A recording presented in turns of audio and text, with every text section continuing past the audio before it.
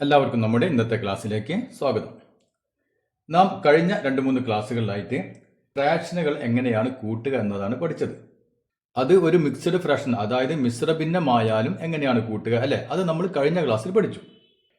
ഇന്ന് നാം പഠിക്കാൻ പോകുന്നത് ഒരു പാർട്ടിൽ നിന്ന് മറ്റൊരു പാർട്ട് എങ്ങനെയാണ് നീക്കം ചെയ്യുക അല്ലെങ്കിൽ എങ്ങനെയാണ് കുറക്കുക എന്നാണ് നാം ഇന്ന് പഠിക്കാൻ പോകുന്നത്. അതായത് ഒരു ഫ്രാക്ഷനിൽ നിന്ന് ഒരു ഫ്രാക്ഷൻ എങ്ങനെയാണ് കുറയ്ക്കുക എന്നതാണ് നാം ഇന്ന് പഠിക്കാൻ പോകുന്നത്. അപ്പൊ നമുക്ക് ഒരു ഫ്രാക്ഷനിൽ നിന്ന് മറ്റൊരു ഫ്രാക്ഷൻ എങ്ങനെയാണ് കുറയ്ക്കുക? ഇപ്പൊ ഉദാഹരണത്തിന്, ഇപ്പോ നമ്മുടെ കയ്യിൽ ഒരു റിബൺ ഉണ്ട്. റിബണിന്റെ നീളം ഒരു 3/4 മീറ്റർ, അതായത് 3/4 മീറ്റർ അല്ലെ, 3/4 മീറ്റർ എന്ന് പറയാം, മീറ്റർ നീളമുള്ള ഒരു റിബൺ നമ്മുടെ കയ്യിലുണ്ട്. അതിൽ നിന്നും ഒരു 1/4, അതായത് 1/4 മീറ്റർ അല്ലെ, 1/4 മീറ്റർ നീളമുള്ള ഒരു കഷ്ണം നമ്മൾ മുറിച്ചു മാറ്റുകയാണ്. അങ്ങനെയാണെങ്കിൽ ഈ ബാക്കി റിബണിന്റെ നീളം എത്രയായിരിക്കും? ഇതാണ് ചോദ്യം. മനസ്സിലായല്ലോ. ഈ നമ്മുടെ കയ്യിലുള്ള റിബണിന് 3/4 മീറ്റർ നീളമുണ്ട്. ആ നീളമുള്ള റിബണിൽ നിന്ന് നാം 1/4, അതായത് 1/4 മീറ്റർ നീളമുള്ള ഒരു കഷ്ണം മുറിച്ച് മാറ്റിക്കഴിഞ്ഞാൽ ബാക്കി റിബണിന് എത്ര നീളമുണ്ടായിരിക്കും അല്ലെ? അപ്പൊ അത് നമുക്ക് എങ്ങനെയാണ് കണ്ടുപിടിക്കാൻ പറ്റുക? ഇപ്പൊ നോക്കിയേ, അപ്പൊ ഇത് ഒരു റിബൺ. നമ്മൾ ചിത്രം വരച്ച് പഠിച്ചു കഴിഞ്ഞാൽ പെട്ടെന്ന് എളുപ്പത്തിൽ മനസ്സിലാവും. ഇത് ഒരു റിബൺ അല്ലെ. ഇനി ഇതിൽ നോക്കിയാൽ 3/4 മീറ്റർ നീളം, 3/4 മീറ്റർ നീളമുള്ള റിബൺ എന്ന് പറയുന്നത് എന്താണ്? ഇതിനെ 4 തുല്യ ഭാഗങ്ങളാക്കിയതിൽ അതിൽ 3 ഭാഗം അല്ലെ. അതായത് ഒരു റിബൺ, ഇപ്പൊ നമ്മുടെ കൈവശമുള്ള റിബൺ ഇതാണെന്ന് വിചാരിക്കുക. അതിനെ 4 തുല്യ ഭാഗങ്ങളാക്കിയാലോ, അതിൽ ഇത്രയും ഭാഗമാണ് ഈ 3/4 മീറ്റർ എന്ന് പറയുന്നത് അല്ലെ. അതായത് ഇവിടം മുതൽ ഇവിടം വരെയുള്ള നീളമാണ് ഈ 3/4 മീറ്റർ. ശരിയല്ലേ? 4 തുല്യ ഭാഗമാക്കിയതിൽ 3 ഭാഗം അല്ലെ. അപ്പൊ ഇതാണ് 3/4 മീറ്റർ നമ്മുടെ കൈവശമുള്ള 3/4 മീറ്റർ നീളമുള്ള റിബൺ. ഇതിൽ നിന്ന് എത്ര മുറിച്ചു മാറ്റുന്നു? 1/4 മീറ്റർ നമ്മൾ മുറിച്ചു മാറ്റുന്നു അല്ലെ. അപ്പൊ 1/4 എന്ന് പറഞ്ഞാൽ എത്ര ഭാഗം വരും? ഇതിനെ മൊത്തത്തിലുള്ളതിനെ 4ൽ 1 ഭാഗം അല്ലെ, 4ൽ 1 ഭാഗം. അപ്പൊ 4 ആക്കിയതിൽ 1 ഭാഗം. മനസ്സിലായല്ലോ. അപ്പൊ 4 ആക്കിയതിൽ 3 ഭാഗമാണ് നമ്മുടെ കൈവശമുള്ളത്. അതിൽ നിന്നും 4 ആക്കിയതിൽ 1 ഭാഗം മുറിച്ചു മാറ്റുന്നു. മനസ്സിലായില്ലേ? അപ്പൊ ഇത്രയും ഭാഗം നമ്മുടെ കൈവശമുണ്ട്, നമ്മുടെ കയ്യിലുണ്ട്. അതിൽ നിന്ന് 1 ഭാഗം, അതായത് ഈ പീസും കൂടി നമ്മൾ മുറിച്ചു മാറ്റാണ് ചെയ്യുന്നത്. ഓക്കെ. അപ്പൊ ഇത് പോയി കഴിഞ്ഞാല് ബാക്കി എത്ര വരും? ഇത്രയും വരും അല്ലെ. അതായത് നമുക്ക് എത്ര കിട്ടും? ഈ റിബണിന്റെ പകുതി കിട്ടും നമുക്ക് അല്ലെ, 1/2 കിട്ടും. അതായത് 3/4 മീറ്ററിൽ നിന്ന് നാം 1/4 കുറച്ചു കഴിഞ്ഞാൽ നമുക്ക് എത്ര കിട്ടുന്നുണ്ട്? 1/2 അല്ലെ. ഇത്രയും ഭാഗം എന്ന് പറഞ്ഞാൽ എത്രയാണ്? ഇതാണ് നമ്മുടെ കയ്യിൽ ബാക്കി ഉണ്ടാവും അല്ലെ, അര ഭാഗം. അതായത് 2 ആക്കിയതിൽ 1 ഭാഗം, അതായത് പകുതി അല്ലെ. അപ്പൊ ഇത് നമ്മൾ ചിത്രത്തിൽ നോക്കിക്കൊണ്ട് നമുക്ക് കിട്ടിയല്ലേ, ഇത്രയും ഭാഗത്തിൽ നിന്ന് ഈ ഒരു 1/4 മുറിച്ചു മാറ്റി കഴിഞ്ഞാൽ ബാക്കി ഇത്രയും ഭാഗമാണ് നമുക്ക് ചിത്രത്തിൽ നോക്കി പെട്ടെന്ന് മനസ്സിലായി അല്ലേ. ഇനി ചിത്രമില്ലാതെ നമുക്ക് ഇത് എങ്ങനെ കണ്ടുപിടിക്കാൻ പറ്റും? ഇവിടെ നോക്കി ശ്രദ്ധിക്കുക. 3/4 അല്ലെ, 3/4 നിന്ന് 3/4 മീറ്ററിൽ നിന്ന് നാം എത്ര കുറയ്ക്കുന്നു? ഇത്രയും ഭാഗം കുറയ്ക്കുന്നു അല്ലെ. അതായത് ഇത്രയും ഭാഗം എത്രയാണ്? 1/4, 1/4 ഭാഗം നമ്മൾ കുറയ്ക്കുന്നു. അപ്പൊ നമുക്ക് ബാക്കി അര ഭാഗം കിട്ടി അല്ലെ.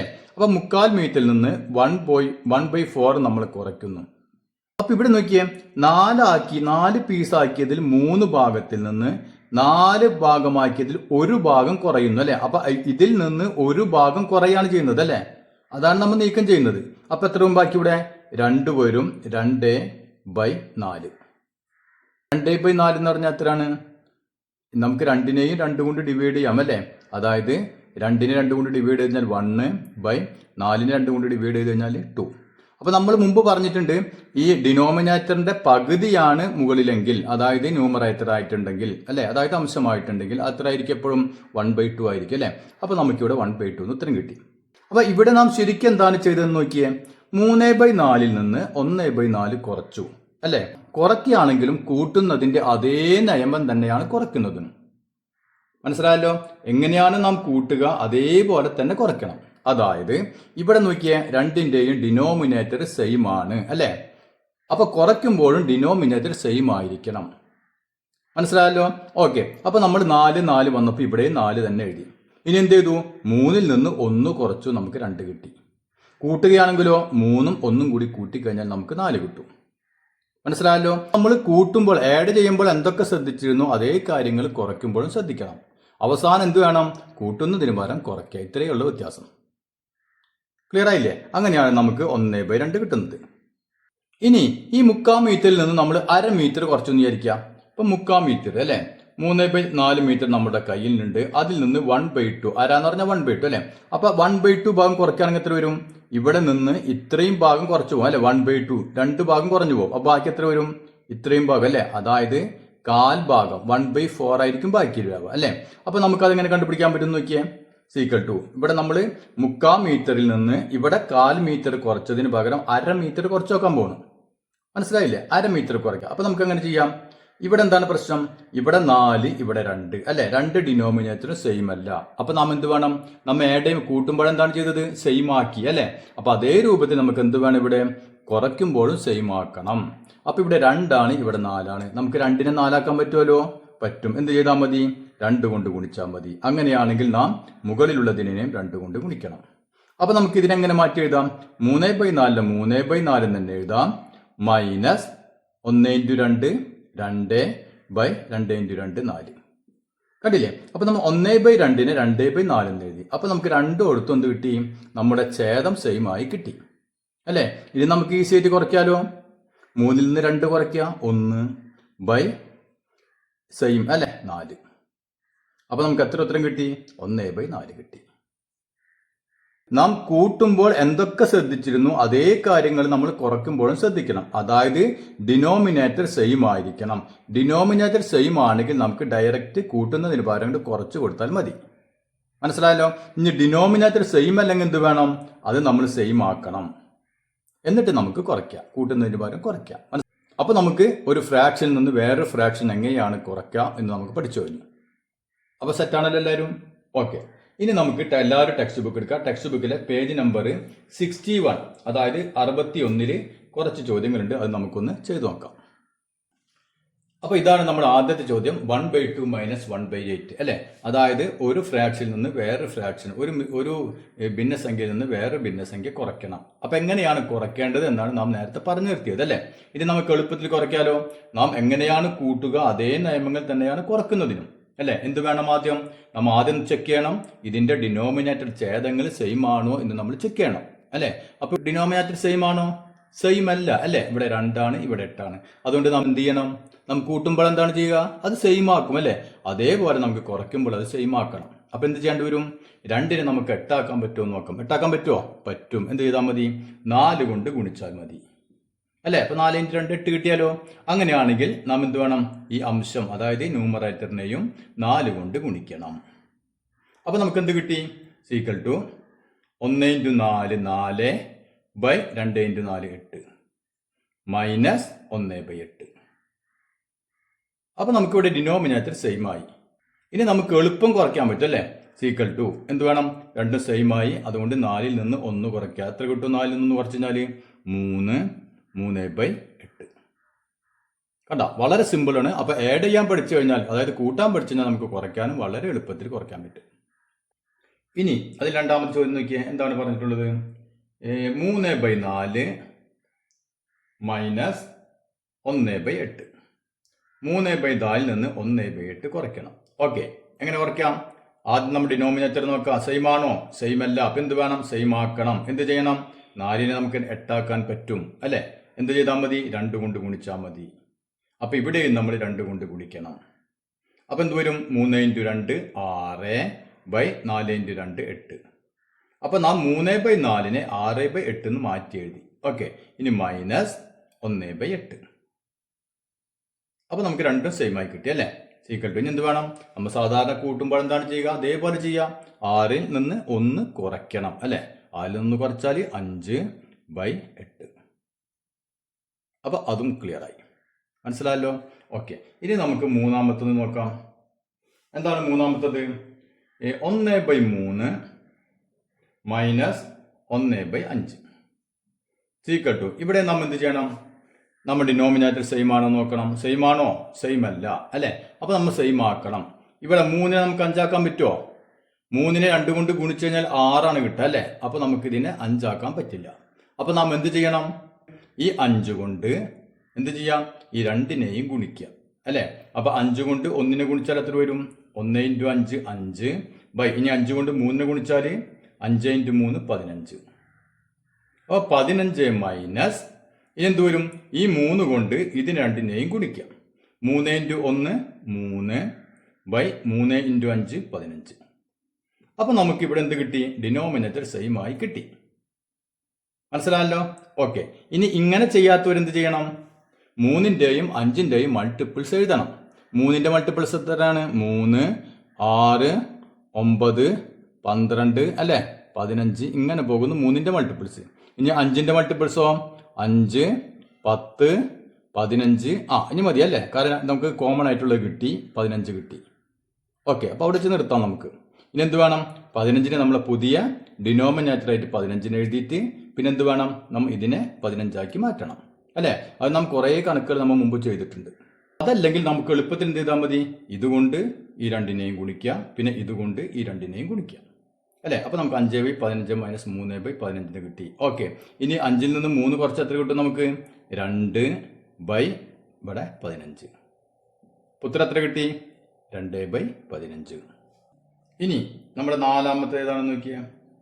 നാലാമത്തത് 2/5 മൈനസ് 1/3. ഓക്കെ. നമുക്ക് കുറച്ച് നോക്കാം. ഇവിടെ എന്താണ് പ്രശ്നം? ഡിനോമിനേറ്റർ സെയിം അല്ല അല്ലേ? അപ്പൊ നമുക്ക് സെയിം ആക്കണം. എങ്ങനെ ആക്കാം? 5നെ നമുക്ക് 3 ആക്കാൻ പറ്റില്ല. ഇനി 3നെ 5 ആക്കാൻ പറ്റുമോ? പറ്റില്ല അല്ലേ? 3നെ 1 കൊണ്ട് ഗുണിച്ചാൽ 3 തന്നെ, 2 കൊണ്ട് ഗുണിച്ചാൽ 6 അല്ലെ? അപ്പൊ അതിനേക്കാൾ കൂടിപ്പോയി. അപ്പൊ നാം എന്ത് വേണം? ഇവിടെ ചെയ്തു അതേപോലെ തന്നെ നമുക്ക് എന്ത് ചെയ്യാം? ഇതിനെ മാറ്റണമെങ്കിൽ ഈ 3 കൊണ്ട് ഈ രണ്ടെണ്ണത്തിനെയും ഗുണിക്കുക അല്ലെ? അപ്പൊ ആദ്യം 3 കൊണ്ട് 2നെ ഗുണിച്ചാൽ 3 × 2 6 ബൈ 3 × 5 15. അപ്പൊ നമ്മൾ 2/5നെ 6/5 എന്ന് മാറ്റി എഴുതി. മൈനസ് ഇനി എന്ത് വേണം? ഇതുകൊണ്ട് ഇതിന് രണ്ടിനെയും ഗുണിക്കണം അല്ലെ? അപ്പൊ 5 × 1 5 ബൈ 5 × 3 15. കണ്ടില്ലേ? അപ്പൊ നമുക്ക് എന്ത് കിട്ടി? നമുക്ക് പൊതുവായിട്ടുള്ള ഒരു ഡിനോമിനേറ്റർ, കോമൺ ഡിനോമിനേറ്റർ കിട്ടി. എത്രയാണിത്? 15. ഇനി എന്ത് ചെയ്യാം? നമുക്ക് മൈനസ് ചെയ്താൽ അല്ലെ? സെയിം ആയില്ലേ? ഇനിയിപ്പോൾ മൈനസ് ചെയ്യാം. 6ൽ നിന്ന് 5 കുറച്ച് കഴിഞ്ഞാൽ എത്രയാണ്? 1/15. അപ്പൊ 1/15. അപ്പൊ ഇനി ഇത് ഓർമ്മയില്ലാത്തവരെന്ത് വേണം? ഇങ്ങനെ ചെയ്യാൻ ഓർമ്മയില്ലാത്തവരെന്ത് വേണം? നാം ഈ രണ്ടിന്റെയും മൾട്ടിപ്പിൾസ് എടുക്കുക, എന്നിട്ട് കോമൺ ആയിട്ടുള്ളത് ഏതെന്ന് സെലക്ട് ചെയ്യുക അല്ലെ? അതിനെ നാം എന്താ ചെയ്യുക? പുതിയ ഡിനോമിനേറ്റർ ആയിട്ട് എഴുതാം അല്ലെ? അപ്പൊ നമ്മൾ ഈ കഴിഞ്ഞ പാർട്ടുകളിലൊക്കെ ആയിട്ട് ഈ 2 തരത്തിൽ നമ്മൾ ചെയ്തിട്ടുണ്ട് ചോദ്യങ്ങൾ അല്ലെ? അപ്പൊ അത് കാണാത്തവർ അതൊന്ന് കണ്ടു നോക്കാം. അപ്പൊ അതിൽ നിങ്ങൾക്ക് ഏതാണ് എളുപ്പമായി തോന്നുന്നത് അത് നിങ്ങൾക്ക് ചെയ്യാം. മനസ്സിലായില്ലേ? ഒന്നുകിൽ ഈ രൂപത്തിൽ ചെയ്യാം, അതല്ലെങ്കിൽ നിങ്ങൾക്ക് ഈ രൂപത്തിൽ ചെയ്യാം. ഇനി നമുക്ക് 5ാമത്തെ ചോദ്യം ചെയ്ത് നോക്കാം. എന്താണ് 5ാമത്തെ ചോദ്യം? 2/3 മൈനസ് 1/5. ഓക്കെ. 2/3 നിന്ന് 1/5 നമുക്ക് മൈനസ് ചെയ്യണം. എന്ത് വേണം? ഡിനോമിനേറ്റർ സെയിം ആണോ നോക്കണം. സെയിം അല്ല അല്ലേ? അപ്പൊ എന്ത് വേണം? നമ്മൾ സെയിം ആക്കണം. അപ്പൊ നമുക്ക് ആദ്യം എന്ത് ചെയ്യാം? 2/3നെ മാറ്റി എഴുതണം അല്ലേ? എന്ത് ചെയ്താൽ മതി? ഈ 5 കൊണ്ട് ഈ ഓരോന്നിനെയും ഗുണിക്കാം. അപ്പൊ 5 കൊണ്ട് 2നെ ഗുണിച്ചാൽ 5 × 2 10 ബൈ 5 × 3 15. അപ്പൊ നമ്മൾ 2/3നെ 10/15 എന്ന് എഴുതി. മൈനസ് ഇനി 1/5നെ മാറ്റി എഴുതണ്ടേ? അപ്പൊ നമ്മൾ എന്ത് വേണം? 3 കൊണ്ട് ഗുണിക്കണം. ഇതിന്റെ ഡിനോമിനേറ്റർ കൊണ്ട് ഇതിന് ഓരോന്നിനെയും ഗുണിക്കാം. അപ്പൊ 3 × 1 3 ബൈ 3 × 5 15. ഇനി നോക്കിയേ, 10ൽ നിന്ന് 3 കുറച്ച് കഴിഞ്ഞാൽ 7/15 അല്ലെ? ഇതിന്റെ ഡിനോമിനേറ്റർ 15 ആണ്, അതുകൊണ്ട് 7/15. ഇനി ഇവിടെ നോക്കിയേ, നാം കഴിഞ്ഞ ക്ലാസ്സിൽ പഠിച്ചിരുന്നു അല്ലെ? അതായത് 1/2 അരയും തമ്മിൽ കൂട്ടിക്കഴിഞ്ഞാൽ 1 ആണെന്ന് നമുക്കറിയാം അല്ലെ? അതായത് 1/2 1/2 തമ്മിൽ കൂട്ടിക്കഴിഞ്ഞാൽ 1. അതെങ്ങനെ നമുക്ക് കിട്ടുന്നത് നോക്കിയേ, 1 കൂടി കൂട്ടിക്കഴിഞ്ഞാൽ 2 കിട്ടും അല്ലെ? 2 കിട്ടും.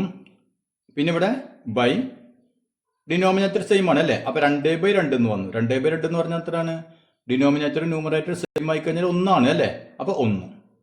ഇനി ഇവിടെ നോക്കിയേ, 1/3 2/3 കൂടി കൂട്ടിയാൽ എന്ത് വരും നമുക്ക്? അതായത് ഇവിടെ ഡിനോമിനേറ്റർ സെയിം ആണ് അല്ലെ? 3 ആണ് ഡിനോമിനേറ്റർ. പിന്നെ ഇത് കൂട്ടുമ്പോഴോ 2ഉം 1ഉം 3. അപ്പൊ നമുക്കിവിടെ 3/3 1 അല്ലെ? അപ്പൊ 2 സെയിം ആണല്ലോ. അങ്ങനെയാണെങ്കിൽ 1 3ൽ 3 ഭാഗവും, അതായത് 1. ഇനി ഇവിടെ ആണെങ്കിലോ, ഇവിടെയും ഡിനോമിനേറ്റർ സെയിം തന്നെയാണ് അല്ലെ? 4 തന്നെയാണ്. ഇനി ഇവിടെ ന്യൂമറേറ്റർ കൂട്ടുമ്പോഴോ 1ഉം 3ഉം 4. അപ്പൊ 4/4 അല്ലെ? 2 സെയിം ആണ്, അതുകൊണ്ട് നമുക്ക് അവിടെയും നമുക്ക് 1. ഇവിടെ ആണെങ്കിലോ ഡിനോമിനേറ്റർ 5, ഇവിടെ 1ഉം 4ഉം 5. അപ്പൊ 5/5 എന്ന് പറഞ്ഞാലും 1. ഇവിടെയോ ഇവിടെ ഡിനോമിനേറ്റർ 5, ഇവിടെ 2ഉം 3ഉം 5 അല്ലെ. അപ്പൊ 5/5 എന്ന് പറഞ്ഞാൽ ഇവിടെ 1. അപ്പൊ നമുക്ക് നോക്കിയാൽ ഈ രണ്ട് ഫ്രാക്ഷൻ തമ്മിൽ കൂട്ടിയപ്പോൾ 1 കിട്ടി അല്ലെ. ഇപ്പൊ ഇതും തമ്മിൽ കൂട്ടിയപ്പോൾ 1 കിട്ടി, ഇതും തമ്മിൽ കൂട്ടിയപ്പോൾ നമുക്ക് 1 കിട്ടി. അതായത് ഇപ്പൊ നമുക്ക് ഉദാഹരണത്തിന് ഇപ്പൊ നോക്കിയാൽ ഇപ്പൊ 5 ശ്രദ്ധിക്കുക, 5 + 3 = 8 അല്ലെ. 5ഉം 3ഉം കൂട്ടിക്കഴിഞ്ഞാൽ നമുക്ക് 8 കിട്ടും. അതല്ലെങ്കിൽ നമുക്ക് എന്ത് പറയാം, 8 ശ്രദ്ധിക്കുക, 8ൽ നിന്ന് 5 കുറച്ച് കഴിഞ്ഞാൽ നമുക്ക് എത്ര കിട്ടും? 2ഉം കൂടി കൂട്ടിക്കഴിഞ്ഞാൽ 8. അപ്പൊ 8ൽ നിന്ന് നാം 5 കുറച്ച് കഴിഞ്ഞാൽ നമുക്ക് എന്ത് കിട്ടും? 3 കിട്ടും. ശരിയല്ലേ? ഓക്കെ. അതല്ലെങ്കിൽ 8ൽ നിന്ന് നമുക്ക് 3 കുറച്ചാലോ എത്ര കിട്ടും? 8ൽ നിന്ന് 3 കുറച്ച് 5 അല്ലെ, 5. അപ്പൊ നോക്കിയേ, 5ഉം 3ഉം 8. അപ്പൊ 8ൽ നിന്ന് ഇത് കുറച്ച് കഴിഞ്ഞാൽ 5 കുറച്ച് കഴിഞ്ഞാൽ നമുക്ക് 3 കിട്ടും. 8ൽ നിന്ന് 3 കുറച്ച് കഴിഞ്ഞാൽ നമുക്ക് 5 കിട്ടും അല്ലെ. അപ്പൊ അതേ രൂപത്തിൽ നമുക്ക് ഇതൊന്ന് നോക്കിയേ. അതായത് 1/2ഉം 1/2ഉം കൂടി കൂട്ടിക്കഴിഞ്ഞാൽ നമുക്ക് 1 കിട്ടും അല്ലെ. അപ്പൊ അതായത് നമുക്ക് നോക്കിയാൽ 1ൽ നിന്ന് ഒരു 1/2 കുറച്ച് കഴിഞ്ഞാൽ നമുക്ക് എത്ര കിട്ടണം? ഇത് കിട്ടണം അല്ലെ, 1/2 കിട്ടണം. നമ്മ ഇവിടെ പറഞ്ഞ അതേ രൂപത്തിൽ. ഇനി ഇവിടെ നോക്കിയേ, 1/3ഉം 2/3ഉം തമ്മിൽ കൂട്ടിക്കഴിഞ്ഞാൽ 1 അല്ലെ. അങ്ങനെയാണെങ്കിൽ നമുക്ക് എന്ത് പറയാം, 1ൽ നിന്ന് ഈ 1/3 കുറച്ച് കഴിഞ്ഞാൽ നമുക്ക് എത്ര കിട്ടും? 1/3 കുറച്ച് കഴിഞ്ഞാൽ നമുക്ക് ഇത് കിട്ടണം അല്ലെ, 2/3 കിട്ടണം. മനസ്സിലായില്ലേ? നാം ഇവിടെ പറഞ്ഞ അതേപോലെ തന്നെ. ഇനി ഇവിടെ നോക്കിയേ, ഇത് രണ്ടും കൂടി കൂട്ടിക്കഴിഞ്ഞാൽ 1 കിട്ടി. അങ്ങനെയാണെങ്കിൽ നമുക്ക് 1ൽ നിന്ന് ഈ 1/4 കുറച്ച് എത്ര കിട്ടണം? 1/4 കുറച്ച് കിട്ടിക്കഴിഞ്ഞാൽ നമുക്ക് 3/4 എന്ന് കിട്ടണം. ഇനി അതേപോലെ ഇവിടെ നോക്കിയാൽ 1ൽ നിന്ന് ഈ 1/5 കുറച്ച് കഴിഞ്ഞാൽ നമുക്ക് എന്ത് കിട്ടണം? 4/5 കിട്ടണം അല്ലെ. അതേപോലെ ഇവിടെയോ 1ൽ നിന്ന് 2/5 കുറച്ച് കഴിഞ്ഞാൽ നമുക്ക് എത്ര കിട്ടണം? 3/5 കിട്ടണം. അപ്പൊ ഇനി നമുക്ക് ഇതെങ്ങനെയാണ് ഈ ഉത്തരം കിട്ടുന്നതെന്ന് നോക്കാം. നാം പഠിച്ച രൂപത്തിൽ എങ്ങനെയാണ് ഇത് കിട്ടുന്നതെന്ന് ചെക്ക് ചെയ്യാം. 1ൽ നിന്ന് അര കുറച്ച് കഴിഞ്ഞാൽ അര കിട്ടും അല്ലെ. അപ്പൊ അത് നമുക്ക് പെട്ടെന്ന് അറിയാം, 1ൽ നിന്ന് ഹാഫ് കുറച്ച് കഴിഞ്ഞാൽ ഹാഫ് കിട്ടുമെന്ന് അറിയാം അല്ലെ. അപ്പൊ ഇതെങ്ങനെയാണ് കിട്ടുന്നത്? അപ്പൊ നാം എന്ത് ചെയ്യണം? ഇവിടെ ഈ 1നെ നമുക്ക് എങ്ങനെ മാറ്റി എഴുതാൻ പറ്റും? 1നെ നമുക്ക് 2/2 എന്ന് എഴുതാം. അപ്പൊ എങ്ങനെ 2/2 എന്ന് എഴുതാൻ എന്താ കാരണം? അതായത് ഇവിടെ നോക്കിയേ, 2 ഭാഗമാക്കിയതിൽ ഒരു ഭാഗമാണ് നമ്മൾ ഇതിൽ നിന്ന് മാറ്റുന്നത്. 2 ഭാഗമാക്കിയതിൽ ഒരു ഭാഗം. അപ്പൊ നമുക്ക് 1നെ എങ്ങനെ എഴുതാം? 1നെ നമുക്ക് 2/2 എന്ന് എഴുതാം. 2/2 എന്ന് പറഞ്ഞ അർത്ഥം എന്താണ്?